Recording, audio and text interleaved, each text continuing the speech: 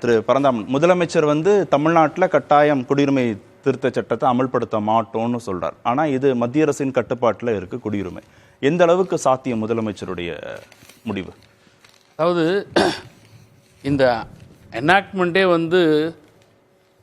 State கவர்மெண்ட்டை சம்மந்தப்படுத்தாமல் வச்சிருக்கிறதுல நோக்கமே என்னன்னா, ஸ்டேட் கவர்மெண்ட்டுங்களில் இது மிகப்பெரிய எதிர்ப்புகள் இருக்குன்றது ஒன்றிய அரசுக்கு நல்லாவே தெரியும். இப்போ பீட்டர் அண்ணன் சொல்லும்போது டிஸ்ட்ரிக்ட் மேஜிஸ்ட்ரேட் தான் அத்தாரிட்டி நீங்கள் அதுன்றத ஒரு பாயிண்ட் அவுட் பண்ணாங்க. இப்போது அண்ணன் பிஜேபி சார்பாக பேசியிருக்கிற அண்ணன் என்ன சொன்னாங்கன்னா, 4 வருஷம் பொறுத்து ஏன் நீங்கள் இதை இம்ப்ளிமெண்ட் பண்ணுறீங்க எப்போன்னு கேட்ட கேள்விக்கு, எல்லா ஸ்டேட்லேயும் தரவுகளை டேட்டாஸை கலெக்ட் பண்ணுறதுக்கு. அப்போ டேட்டாஸ் எங்கே இருக்குது? ஸ்டேட் கவர்மெண்ட்டில் தான் இருக்குது.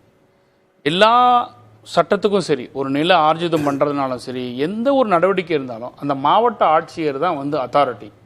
ஆனால் அவங்கள எல்லாரையுமே நீங்கள் தூக்கி வச்சுட்டு சென்ட்ரல் கவர்மெண்ட்டோட போஸ்டல் டிபார்ட்மெண்ட் அண்ட் 8 அதர் டிபார்ட்மெண்ட்லாம் வச்சு நீங்கள் ஒரு கமிட்டியாக ஃபார்ம் பண்ணியிருக்கீங்க. ஸோ இது ஏன் நாங்கள் நடைமுறைப்படுத்த விடமாட்டோன்னு சொல்கிறது ஒரு அஜிடேஷன், ஒரு எதிர்ப்பு தான். இது சட்ட ரீதியில் இதுக்கு நோ சட்ட ரீதியில் இதுக்கு முடியுமா முடியாதான்னா டைரக்டாக சொல்லப்போனால் முடியாது. ஆனால் we can fight legally also. ஏன்னா இதை ஆரம்பத்திலேருந்து திராவிட முன்னேற்ற கழகம் பொலிட்டிக்கலாகவும் சேலஞ்ச் பண்ணது, லீகலாகவும் சேலஞ்ச் பண்ணிட்டு. இப்போ இது குறித்தான வழக்குகள்லாம் உச்சநீதிமன்றத்தில் நிலுவையில் தான் இருக்குது. இன்னும் தீர்ப்புகள்லாம் கொண்டு வரப்படவில்லை. நாளைக்கு இப்போ இந்த SBI பாண்டுக்கு வந்த மாதிரி இதற்கான தீர்ப்புகள்லாம் மிகப்பெரிய அளவில் இந்த ஆக்டை ஸ்ட்ரக் டவுன் பண்ணக்கூடிய ஒரு காலம் வரும். இப்போ ஒரு விஷயம் பண்ணுவோம் sir, we forgot about the political. இப்போ இது உங்களுக்கு சட்ட ரீதியாக நிவாரணம் கிடைக்கணும்னா நம்புறீங்க? கண்டிப்பாக அமல்படுத்தாம ரெண்டு முடியும். ஏன்னா ஒன்று பொலிட்டிக்கல் சேஞ்ச், இப்போ எதிர்கொள்ள இருக்கக்கூடிய இந்த தேர்தலின் மூலமாக மாற்றங்கள் ஏற்பட்டு புதிய அரசாங்கம் அமைகிற போது இதை தூக்கி போட்டுருவோம். அது ஒன்று பொலிட்டிக்கல் அரசியல் ரீதியாக நடக்கக்கூடிய விஷயங்கள்.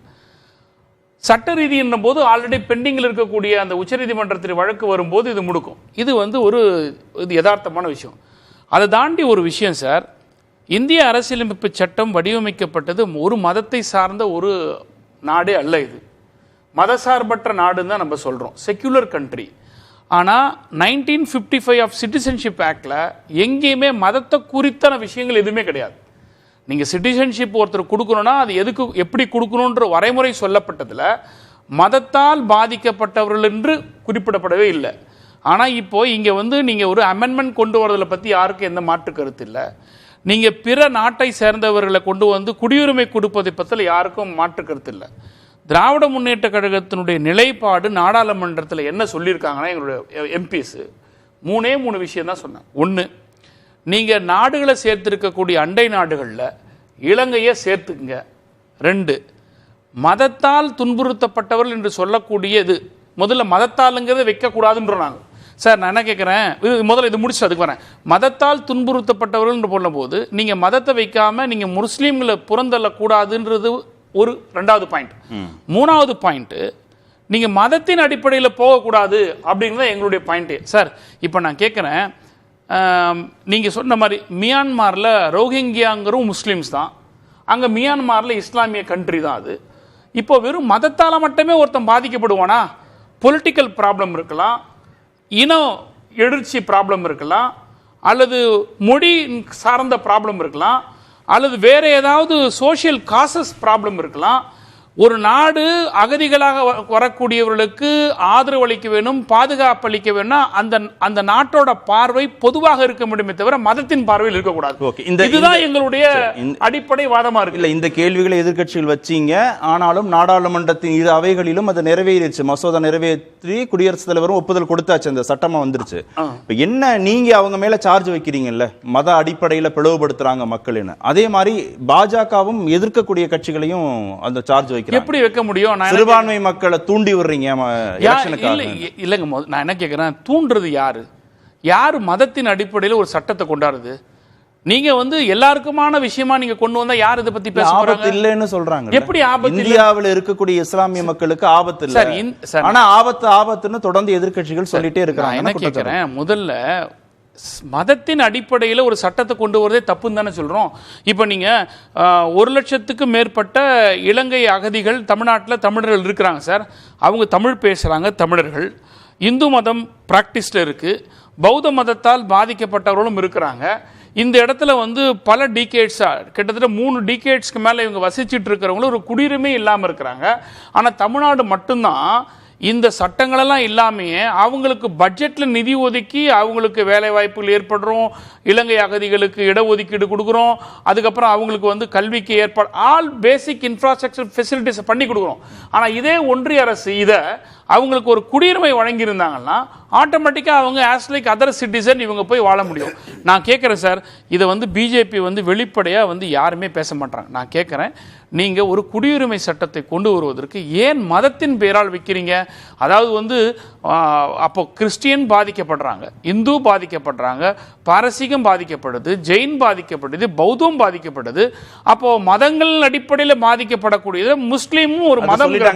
3 இஸ்லாமிய நாடுகள் சரி சார், நான் இஸ்லாமிய நாடுகள் விட்டுருங்க சார், இஸ்லாமிய நாடுகள்ல உங்களுக்கு பாதிப்பு இருக்குல்ல, இஸ்லாமிய நாடுகள பாதிப்பு இருக்கும்போது இதுல இன்னொரு விஷயம் என்னன்னா, ஒரு முக்கியமான விஷயம், அது தமிழ்நாடுங்கிறதுனால, அதுவும் தமிழ்நாட்டில் இது பற்ற விவாதங்கள் நடக்கிறதுக்காக இந்த சட்டம் ஏன் நடைமுறைக்கு வந்தது, இது நடைமுறைவதற்கான காரணம் என்ன?